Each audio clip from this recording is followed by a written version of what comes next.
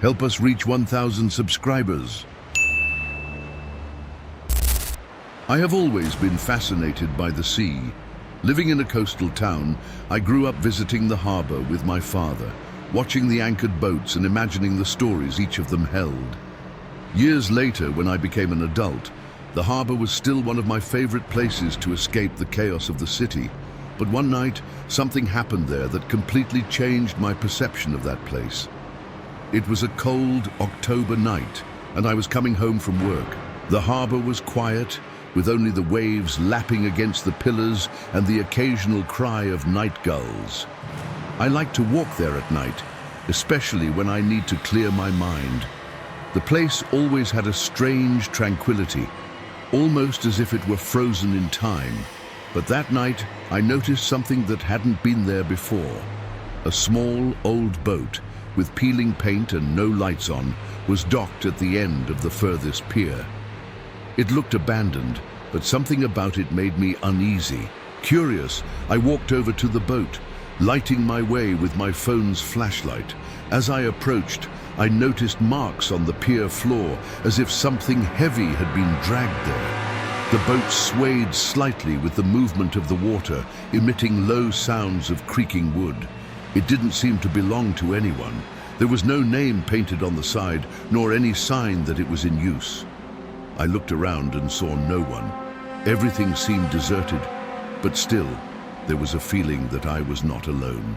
After hesitating for a moment, I decided to board. My curiosity outweighed my discomfort. The interior of the boat was dark and cramped. The smell of mold and salt mixed with something stronger and more unsettling, almost like rust or dried blood. I used a flashlight to illuminate the space. There were old boxes piled up and fishing nets thrown in a corner. But what really caught my attention was a door at the back of the boat, partially open. With my heart racing, I pushed the door open and illuminated the interior. It was a small cabin, practically empty, except for an old chair in the center and something strange on the floor. It was a map, but not an ordinary map. The marks only indicated places in the ocean, but the names of the regions were crossed out with thick black paint. As I examined the map, I heard a sound that made me freeze. It was a crack, as if someone were walking on the deck. I immediately turned off the flashlight, trying not to make a sound. I stood there, frozen in the darkness, listening to the footsteps. They were slow but firm, as if someone were deliberately searching for me. I tried to convince myself it was the wind or maybe the boat rocking, but deep down I knew it wasn't. The footsteps stopped, and the silence that followed was even worse. My breathing was the only thing breaking the silence, and I tried to control it. Suddenly, the cabin door began to creak, as if it were being slowly pushed open. Without waiting to find out who or what was there, I ran out of the cabin, climbing back up to the deck. But when I got there, I saw something that made me stop. A figure was standing on the pier, pointing directly at the boat. It was hard to make out details in the dark, but its arms were strangely elongated, hanging at its sides. Without thinking twice, I jumped off the boat and ran in the opposite direction, not looking back. I only stopped when I reached the start of the harbor, where the lights of the city began to appear. When I looked back at the boat, it was still there, but the figure had vanished. Since that night, I've never returned to the harbor alone. I don't know what was on that boat, but sometimes, when I pass through the area, I feel as if something is still watching me. Certain places hold secrets that are best left undiscovered. Report 2. In my city, the port has always been a quiet place, especially at night. It was where people passed by, fished, or simply gazed at the sea. I liked to go there when I wanted to be alone, without worrying about noise or crowds. But one night, everything changed. I discovered that even in the most peaceful places, something dark can be hidden. It was an ordinary day, and work had been exhausting. I decided to walk to the port to relax. The wind was cold, but the sound of the waves and the smell of the sea always helped me forget the stress. Upon arrival, I noticed the place was deserted, as if it were only mine. The streetlights illuminated the empty pillars, and only a few boats were docked, gently swaying with the movement of the water. Then, something caught my attention. At the end of one of the pillars, there was a boat I had never seen before.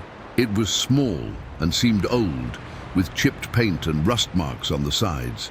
I walked towards the boat, intrigued.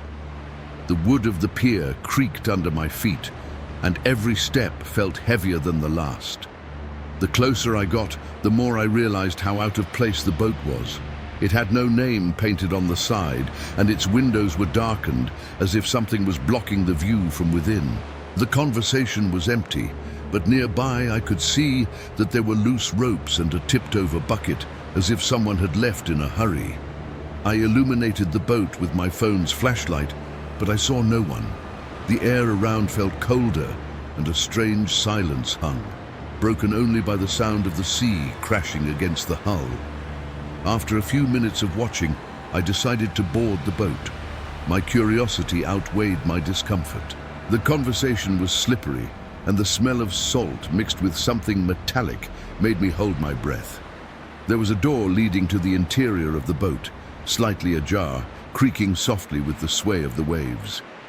I pushed the door open slowly, and the light from the flashlight revealed a narrow, dark corridor. The walls were covered in mold, and the floor had dark stains that I couldn't identify. While I explored, I heard something that made my heart stop, a thud coming from the back of the boat, followed by a dragging sound, as if something was being moved. My first instinct was to leave, but before I could turn back, I heard another sound, closer. It was like a whisper, low and continuous, coming from one of the cabins. Taking a deep breath, I followed the sound. The cabin door was closed, but the whisper continued, growing louder as I approached. When I opened the door, the flashlight illuminated a small room with an old bed and a table full of yellowed papers. On the floor, there was a dark stain that looked old, but still damp. Before I could understand what I was seeing, I felt something behind me, a presence, as if someone was standing very close. I turned quickly, but the corridor was empty. The silence was now deafening, and my flashlight started to flicker, casting shadows on the walls. It was then that I heard footsteps on the deck above me. They were slow, heavy, as if someone was walking deliberately. I rushed out of the cabin, heading back up to the deck. When I got there, the boat was empty, but the sound of footsteps still echoed, as if it was around me.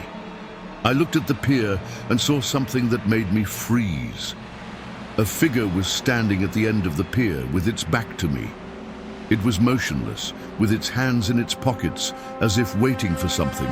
Before I could move, the boat swayed violently, almost knocking me over. I seized the chance and jumped back onto the pier, running without looking back.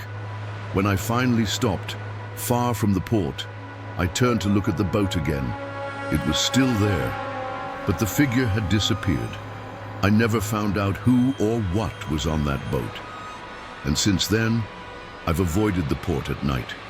There are places that hold secrets you don't want to uncover. Report 3. Working as a rideshare driver at night can be calm in some cities, but it can also bring unexpected situations.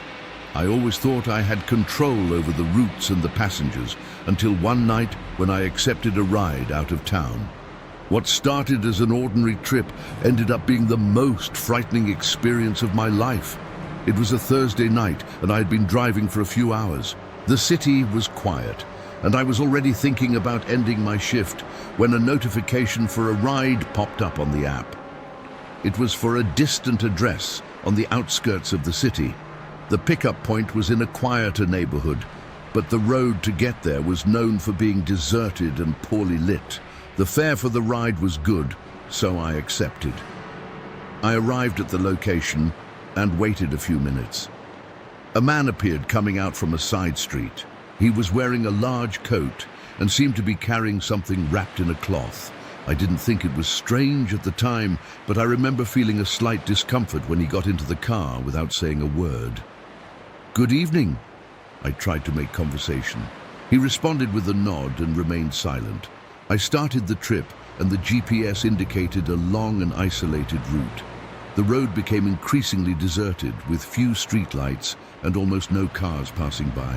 After a few minutes, I decided to try talking again. "Where exactly are you going? The app only shows the name of the road." He took a while to respond, but finally said, "Just take me to the end of the road. I'll let you know when to stop." The discomfort grew. As I drove, I noticed he was staring straight ahead, almost without blinking. I tried to ignore it and focused on the road, but in the silence, I began to hear a strange sound coming from the back seat. It was as if something was lightly scratching against the fabric. I looked in the rearview mirror, but he was still, hands in his lap. I couldn't identify where the sound was coming from, but it continued, constant, almost irritating. The atmosphere became even stranger when the GPS started to fail. The signal was weak, and the map no longer showed the destination correctly. "Is everything okay?" I asked, trying to sound calm. He simply murmured something I couldn't understand. It was then that he asked me to stop. "This is good," he said, pointing to a spot on the road. There was nothing around, just trees and the distant sound of crickets. Reluctantly, I parked the car. He remained silent for a few seconds before opening the door and getting out. "Wait here," he said without looking at me. As he walked toward the bushes beside the road, I felt a wave of fear wash over me. What was he doing? And why there, in the middle of nowhere? Time passed slowly. The clock showed 5 minutes, then 10, and he still hadn't returned. I started to feel restless, looking around, hoping he would reappear. It was then that I heard footsteps. The footsteps did not come from the direction he had gone. They were coming from behind the car. I looked in the rearview mirror, but I saw no one. The sound continued, growing louder, as if something was circling the vehicle. My heart raced. I tried to call someone, but the signal was too weak to make a call. When I looked in the rearview mirror again, I saw something that made me freeze. A figure was standing at the edge of the road a few meters away. It wasn't the passenger. This person was taller, with a strangely awkward posture, and seemed to be looking directly at me. The figure began to move slowly toward the car. Before I could think, I heard the passenger door being opened. The man I had just let out rushed back from the bushes, his face pale. "Drive, now," he said in a low, urgent voice. Without questioning, I stepped on the gas.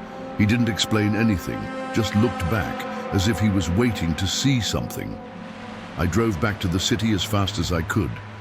When we finally arrived, he quickly got out, throwing a large bill onto the front seat. "Don't go back to that road," he said before disappearing down the street.